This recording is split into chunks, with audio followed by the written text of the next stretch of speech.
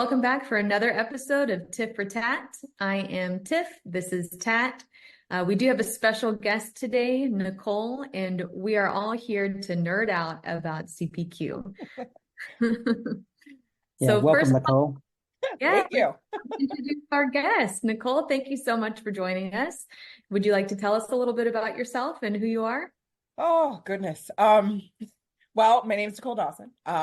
I am one of the directors at Pierce Washington, and I'm kind of a strange thing because while I'm a director, I'm already technical and I enjoy it and I enjoy having fun conversations about it. So kind of makes it a little interesting to be on with two of our architects in different areas, to kind of just get their perspective and just to chat about life. Perfect. Well, let's get started. Okay, Nicole, can you tell us how did you arrive in the quote to cash space? What was that trajectory? Kind of by accident. Um, I spent prior to coming to Pierce Washington, I spent about 10 years, a decade in working in sales enablement for direct selling. So many direct selling companies, and that takes on more of like an e-commerce spin to things where you spend a lot of time selling, but it's usually a product that's already ready to go out the door. You buy it on a website and you move through. But then in coming to Pierce Washington, what was really interesting is it took that same concept and expanded it into a more configurable, more complex product set, which I found completely interesting. So kind of coming in it with understanding the sales enablement, understanding e-commerce, and expanding it to the sort of quote proposal contract space, but still having the same principles was great. And it was like a natural extension, and I found it very fascinating. That's great. That's a common thread that I've heard a lot is that people kind of whoops themselves into CPQ. Yep. Or the quote to cash space. But I guess it makes sense. Like I don't know of any college students that are in college going, I'm gonna solve quoting for companies. Like they don't even know it Mm. exists. I feel Right. like it's like, what does that mean? Yeah, Totally. it's very interesting that quoting is an essential part of any business, and a lot of people don't realize how complicated it is and how widespread it is that everywhere you go, you're gonna get a quote, and then it is the beginning of a transaction, So, but I think even when you're going to fix a car, right? They give you an estimate. That's a quote. Yep. But like a lot of business like now, they're more systematic. Quoting is more like an essential step of any business these days.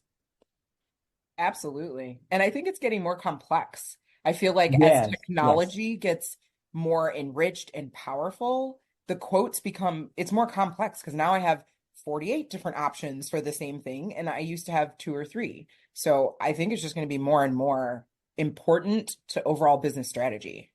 Yeah. Yeah, agree. And I don't know about you all, but I've seen that there are more dots that are connected in quoting. So now we're doing a lot of configuration that builds the bill of material at the time of quoting and pushes it to the manufacturing floor, which again was never something that we did before, certainly not in the SaaS space, but I just think that we're connecting more dots than we used to. Yeah. Well, to that point, I feel like there is that level of personalization that comes in when you're quoting. It's that interview, understanding, and then it's configuring it, figuring out what they want. And that's a variation of what's going downstream because you've slightly changed it for this customer. That becomes configuration, that becomes quote, that becomes extra, cost sometimes or not, depending on the situation. Yeah, that's right. Great. Well, Nicole, did you have any questions for us? I do. So I'm going to ask, because you guys are in the space, like Tiff, what's one of the biggest reasons why you see companies decide to implement CPQ? Good question. I think it's different for different companies. I think it's significantly different for smaller companies than it is for large enterprise companies. For smaller companies, usually they just want to standardize, they want to get off on the right foot. They want all of their information in one system. They want their sellers quoting in the same way. Whereas for larger companies, especially large enterprise companies who are doing acquisitions and mergers, they also want a standardized system. But usually what I see is that they are taking people off of their homegrown systems or off of Excel or off of lesser supported tools than, let's say, Salesforce or Oracle, and they want them all into one place. And what that does for a large enterprise company is it typically allows for cross-selling to happen, or for executives at a higher level who are looking over multiple business units to be able to see all the data in a unified view. But yeah, I mean, I think that the crux is really just standardization, having clean data, because having clean data opens the door for all kinds of stuff. We're seeing that in AI now, right? There are a lot of companies that are really excited about AI, but they don't have clean data. You know, they've been in business for 50 years. And if you are looking at information from this sector of the company, it looks this way. This sector of the company looks that way. And this sector of the company just hasn't even been tracking that at all. So I think that in that case, having one system, one standardized way to capture that data and to track that data is really helpful, not just in the quote to cash space, but any place in the system. Especially for building out the future. Nicole, I know I have a question for you. You have been in in the CPQ space for a while. What makes it interesting to you, and what drives your passion coming to work every day working on CPQ projects. Well, I kind of state it this way. It's walking the same path with a very different view. So it's the same steps. I mean, at the end of the day, for quote to cash or lead to cash, it's like we create an opportunity, you come in and you figure out what the customer wants, then you create a quote, it goes into a contract, you negotiate. That's the same. But products are different, contracts are different, approvals are different. Everything is different. And it never ceases to amaze me that in every customer experience, every solution, every project we do, I always learn something new, something interesting about a product set that's like, wow, I didn't know the industry did it that way. That's kind of intriguing.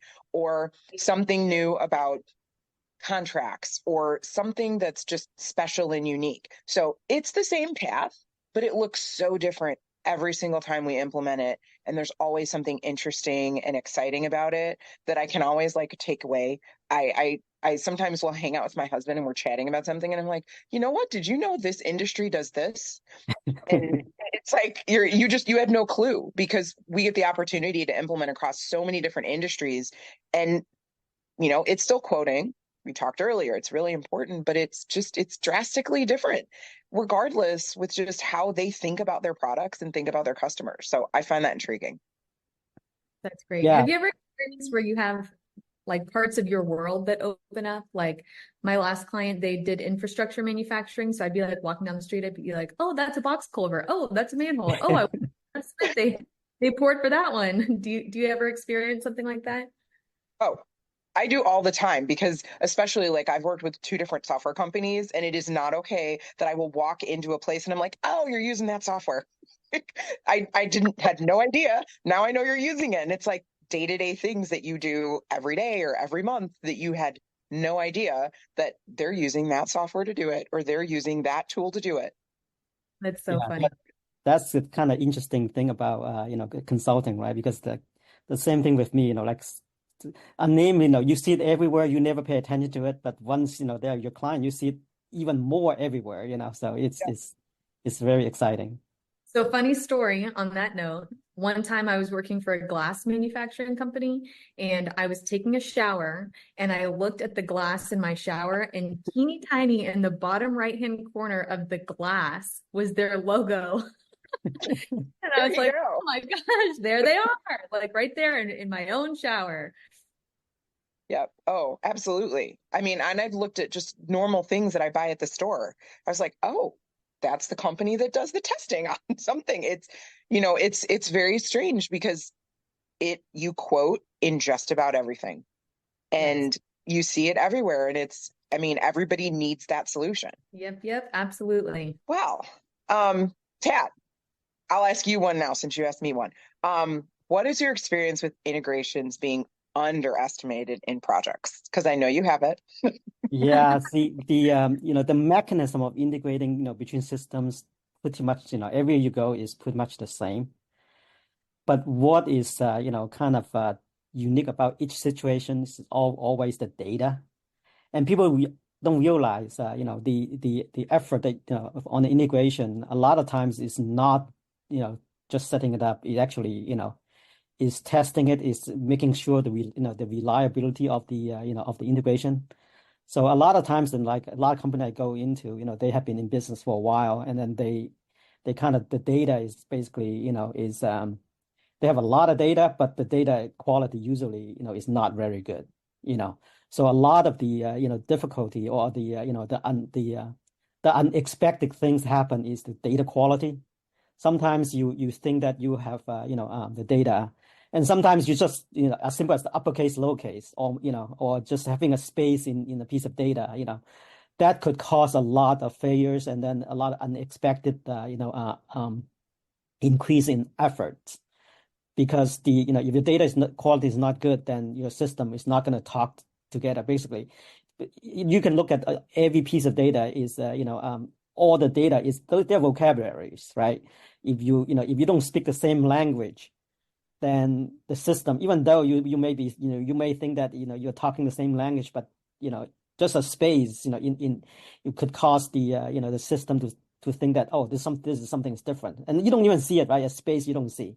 So data quality is always being being underestimated. That you may say, oh, I did this this integration in 3 weeks, 4 weeks, in a large project, but when you go to another project, maybe a lot more effort because the data is so poor, or you may not be getting into a situation you can't even complete the task, because the data is so bad that you need to clean it before you can even start. So that is kind of things that I think a lot of people underestimate, and then also the volume of data, and you if you have a integration that you need to transfer a lot of data, then even though you build it, it works with with a small amount of data. When it gets to a large amount of data, it may take too long to run. Then that becomes definitely a problem. So I would say most of the time what makes the integration kind of challenging or exciting is is handling data. So that's what I what I've seen so far. But the mechanism of sending data pretty nowadays is pretty standardized. And everybody pretty much know what is a good way to handle a situation. That's pretty common. But anyway, that's what I have seen in most of the project that I involve. Is data quality is always a challenge. Yes, 100% agree, Tat. Absolutely. I think it's one of the areas where people underestimate its importance when they're coming in. They're just estimating getting data from one system to another. They're not estimating the quality and the source of where it's coming from. Yeah. Another thing is a lot of the business users, they are very, very, creative, when it comes to, we they handle it. Basically they live with the problem. They could have lived it for 10 years, and they just live with it, and then they come up with way to handle it. But when you come to now you have to set up to integrate with another system, all those those band-aid solutions that they had come up over time, they become more more apparent, that they are problems. So, and that's that's something that I think, like, whenever you need to integrate a system, you always have to do some kind of analysis, make sure that the data is good. So, but that's And it's very difficult. It's also well, and difficult to correct. oh, absolutely. And I think, Tat, that kind of leads into like, that to me is one of the hardest things for companies to understand and to recognize sometimes. Because a lot of times they're like, well, the technology can fix it. If I put new technology, or if I change certain things, it will fix it. nothing fixes bad data other than process. And you have to really recognize, you have to be consistent. You've got to clean up the data because Yeah. it doesn't really matter what system you put in. It's only as good as the data that you are feeding it. It doesn't matter. It's only that good. And you can't write rules around bad data. You can't really implement around bad data. And I think in seeing a lot of organizations, and Tad, as you mentioned, when they've been doing business for a really long time, there's a lot of data that is out there that they're trying to absorb and think about and bring into the system. And it's really getting companies to recognize how important data is to the success of their organization, to their customer experience, and to their ability, honestly, to do good quality analysis of what they're selling, how they're selling, and who they're selling to. And if you don't have that good data, it really, really doesn't work effectively. And it makes things a lot more challenging, and everything takes longer. Everything. Yes, absolutely. So speaking of hard things, Nicole, what is the hardest problem you have helped a company solve? The only way I can describe it is it's not them, it's me.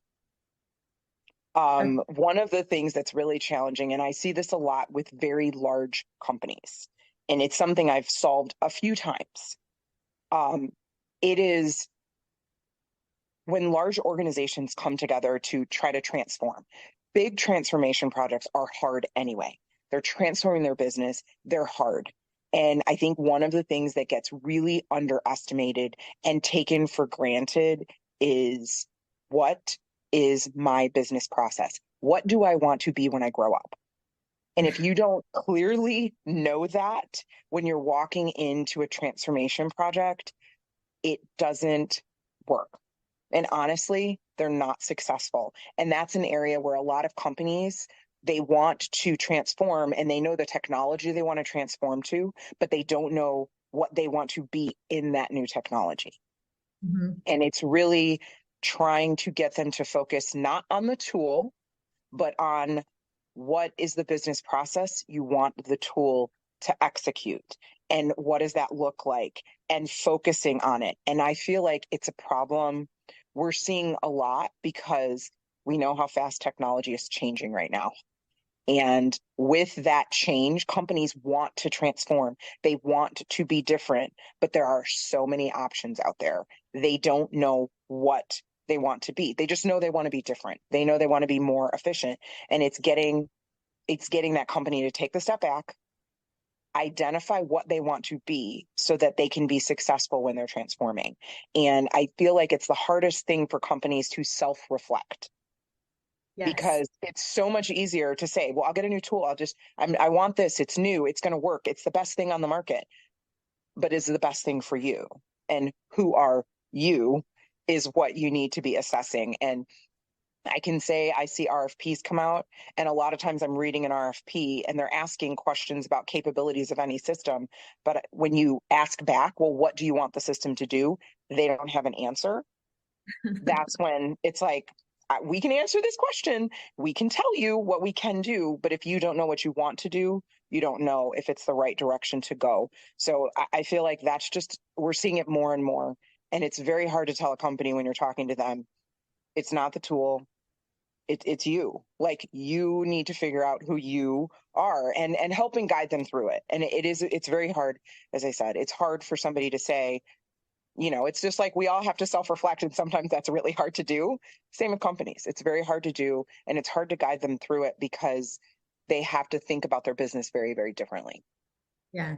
So where do you start in a situation like that? Wow. Usually when I tell them to think about what they're selling and what's doing well.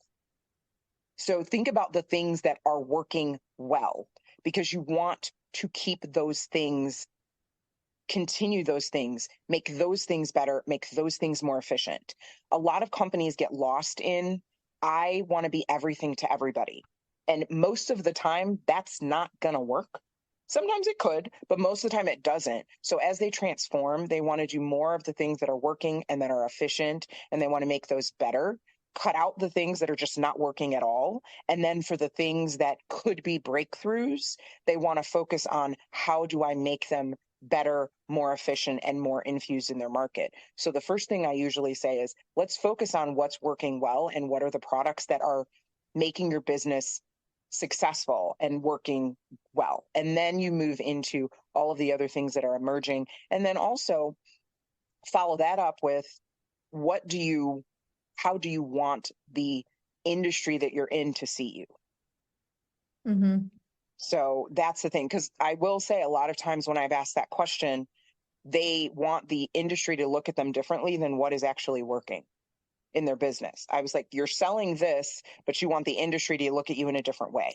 So either you're going to change what you sell or change how you sell it to cater to how you want the industry to look at you, or maybe you should change your profile of what you want your particular industry to see in you when they think of your brand. Yeah, that makes a lot of sense. I love that you start with the positive because, when we go into these large enterprise companies, of course, they're doing something right. They got there somehow, right? Like there's a lot of good to be had in a company like that. And I love that perspective of just focusing on the good and making that good even better. Yes. Yeah. And I also think it helps because the reason the company's in business, there's a reason. They're successful in some way. They have a product that people want. Like, let's talk about that. Let's just not get lost in all the problems. Because yes, a lot of times when you come in with a CPQ solution, you're solving a pain point or a series of pain points. But ultimately, I like to think of it as we're enabling efficiencies. We're not solving a problem. We're enabling you to be more efficient with what you do well. And we're weeding out the stuff that you no longer need to do. I love that. I love that. Well, do you have anything else for us? I guess this one we'll say Tip, you can take the next one. What are some common pricing strategies you've seen within companies? Yeah, so I've seen a lot. I would kind of bucket them into two industries that I've been exposed a lot to. One is SaaS. Typically what I see in a SaaS company is they have a platform fee. Way back in the day when software was being sold, you just paid the one amount and you got access to the software indefinitely.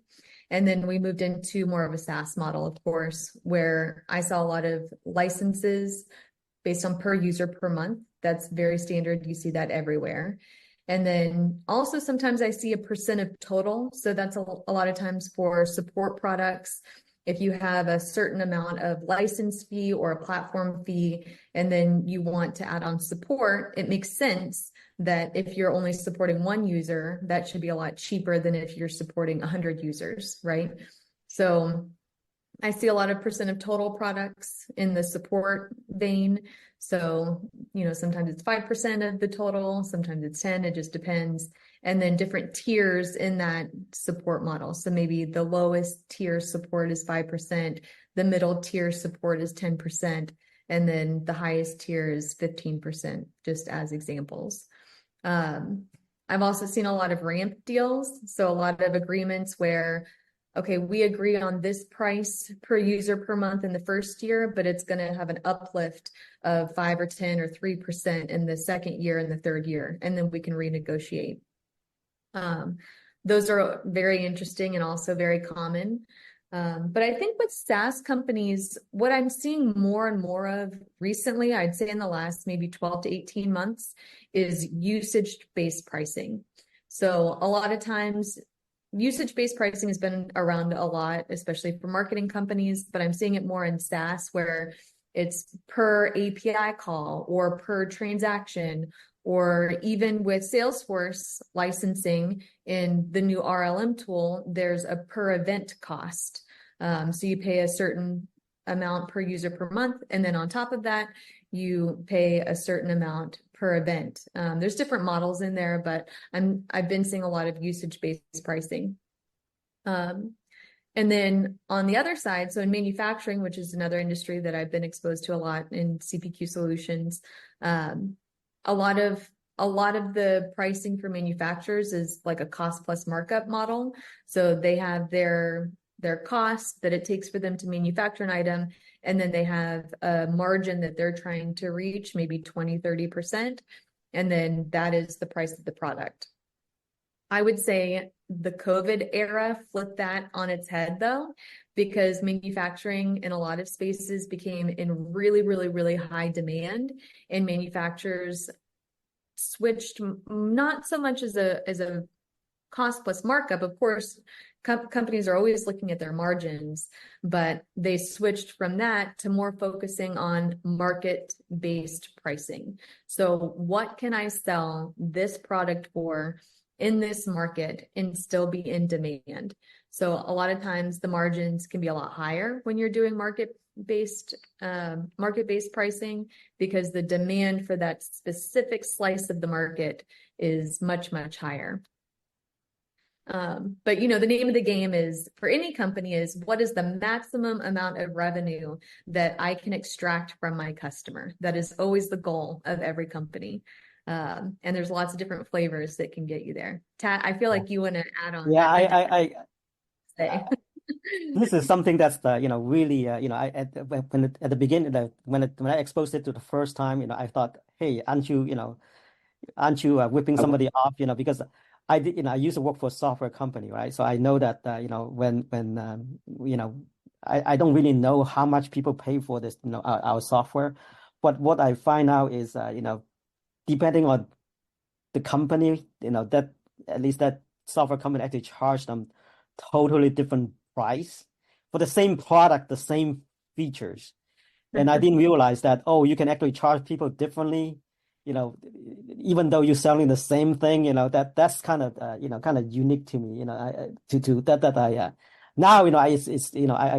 I understand why, it's just because, hey, if you can charge somebody more because there's more, it's possible in that market, why not, right? So that is, eye-opening to me when I first exposed to it, like a product, it's not always $10, you can charge somebody $100 or $1,000 depending on if they need it more or not, So that's it's very, very, interesting. And in quoting, especially, that's where, everything starts, you can, even though you're talking to, you're selling the same product, you may be, asking for different price, depending on the customer, which is interesting. Yeah, totally. And it all comes down to value. The price really, really comes down to supply and demand, and that demand is there because people see value in whatever product or service that is. So, I might find a lot of value in a CPQ tool, whereas a young company who can do most of their things out of Excel are fine with Excel. They don't see a lot of value in Exactly, yeah. Salesforce CPQ, but a larger company who really is focusing on standardizations or certainly mergers and acquisitions, there's a lot of value in that CPQ tool.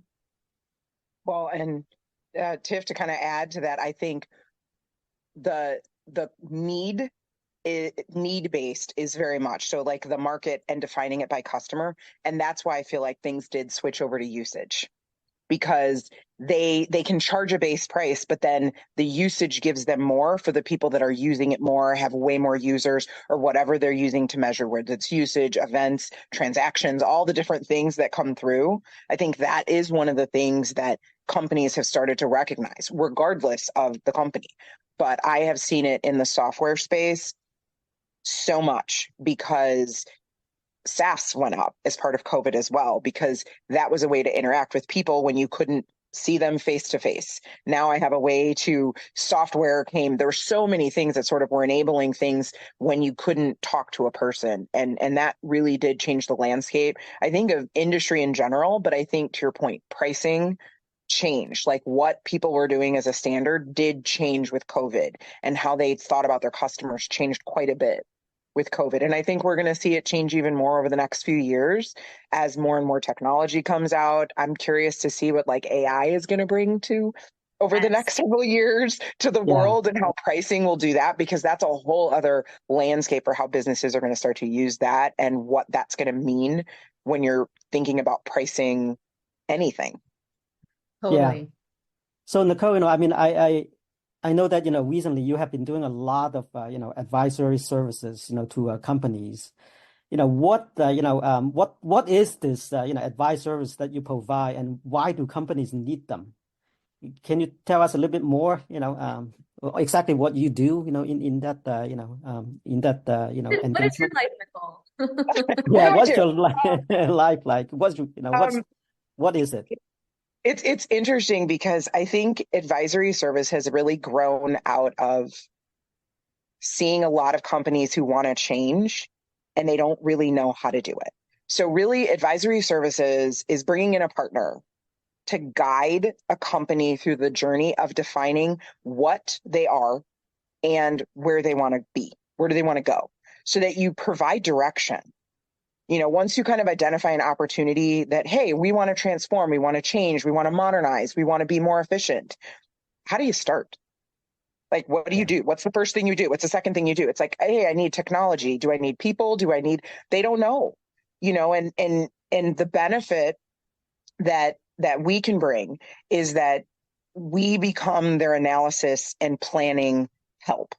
We can help them look at their business and think about how it needs to change, think about where their technology gaps are, what are the things they want to improve, help them identify if there's a personnel gap. We're really there to help them establish that roadmap for what they want to do and how to get from where they are to where they want to be before they dive in and go, jump in and do their implementation and not know who they want to be, or they don't have an idea of how it's going to impact their teams. They don't have an idea of what training they're going to have to do. Advisory is really about making sure that you've got that plan in place before you go off and execute parts of it, or at the beginning of that. And I think it reduces costs in the implementations if you're doing software implementations.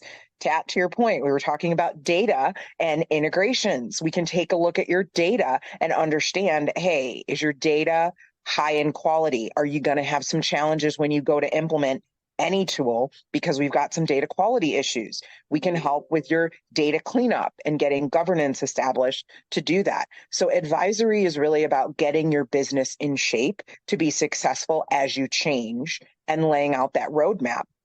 And I feel like companies really need this because so many times they are jumping into implementations, costing themselves a lot of money, when if they had just taken a step back, planned it, and understood it, that would have made everything much easier. And I think the expertise that we can bring in is a little different than what companies would find in-house. I mean, I've probably helped on 15 or 20 projects in the last 3 to 4 years.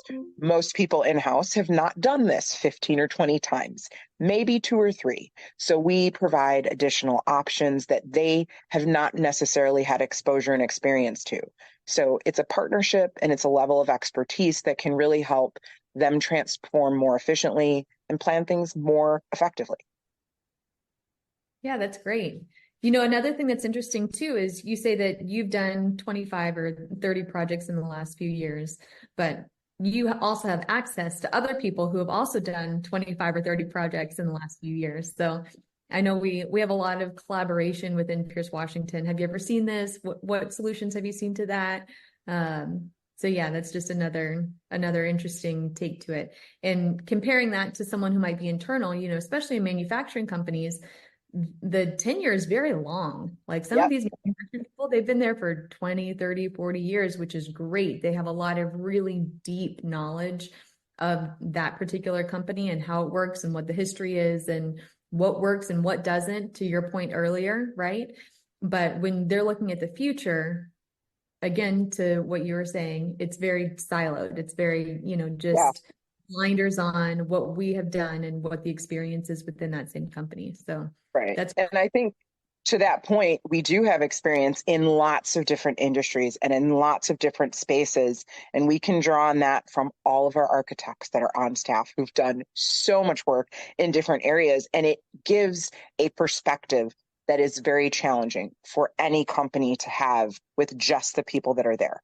And I think it brings about such a good opportunity to have someone from the outside looking in to be that sounding board and that devil's advocate at times. to ask the why not question, because a lot of times internal folks don't know when to ask, well, why not? Why can't we do that differently? They don't always know to ask that question. Right. Yeah. Yeah, the other thing that's really great about an external person is that there's no strings anywhere. You know, there's nothing political. I know that it's, you know, not per etiquette, I guess, to talk about office politics, but they exist. Yeah, They exist, absolutely. you know, and having someone external to all of that who can just come in with a completely, you know, unbiased opinion about what is there, I think it really helps as well. Well, and I have no issues walking in and saying, we might want to do this differently. And I don't have that issue. And you know, I'm coming in, my work is tied to the contract with them, but you know, I'm going to go on to my next contract. And I do think there's a bit of freedom in being able to say, you know, make a recommendation based on my years of experience, all of the folks that are working with us, and being able to make a recommendation coming from a place of knowledge. And the consequences are very different for me. Like they are when I'm doing that or someone on our team is doing that. And I do think that that is a bit liberating to companies as opposed to having to deal with, well, if I put my neck out, what does that mean? It's like, hey, we're making a recommendation. We're saying, hey, this is the approach, you know, and it helps them get behind it with facts as opposed to it being about, you know, the politics, because they live there. Every company has them. Let's, you know, put it out there. It is. Yeah, it's like, you know, when you work for a company, you don't really know what, you know, like you know what you guys, you know, you do yourself, right? And you don't know what other people do exactly. And then you don't know what other people do that doesn't work, you know. And for us, like, you know, when we go to different company, we see what didn't work or what that, you know, what is going to be a problem. So you don't have to go down the same road again, you know. So I think Absolutely. this definitely, you know, a different perspective that's really valuable, I think. Yeah. Well, and Tat, I know you and I have worked on projects where we see the inefficiencies. And I will tell you, sometimes I'm like, you guys need to change that. And it's not, it's just, you need to, and it's not that we're saying it because we don't like it. And in many cases, it's not because we can't implement it, but we're saying it's going to make things harder. Let's think about it differently and do it differently. And there is a way for you to still achieve your goal, doing it a little differently.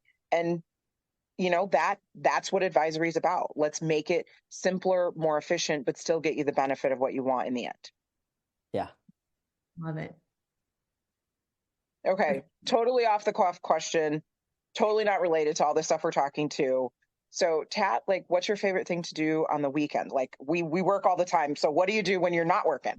Yeah, I mean, I'm pretty lucky, you know. I live in the Bay Area, so the weather's pretty much always nice. So I'm actually even, you know, luckier than most people because I live, you know, even I live pretty close to the airport. You know, you've been to San Francisco, you know that there's a couple of hills behind, nearby.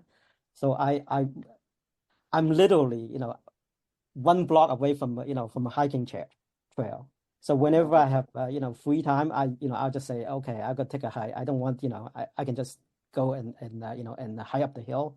And once I get started, the hill is actually, pretty large and pretty steep. I mean, you can go walk for hours, without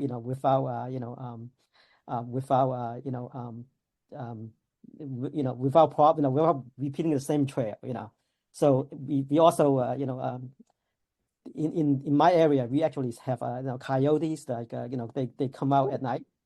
So you see them on the hill, rabbits, so and all kind of like native brushes, flowers, is all over the place. So I like to take a hike once in a while, and then also I like to ride a bike.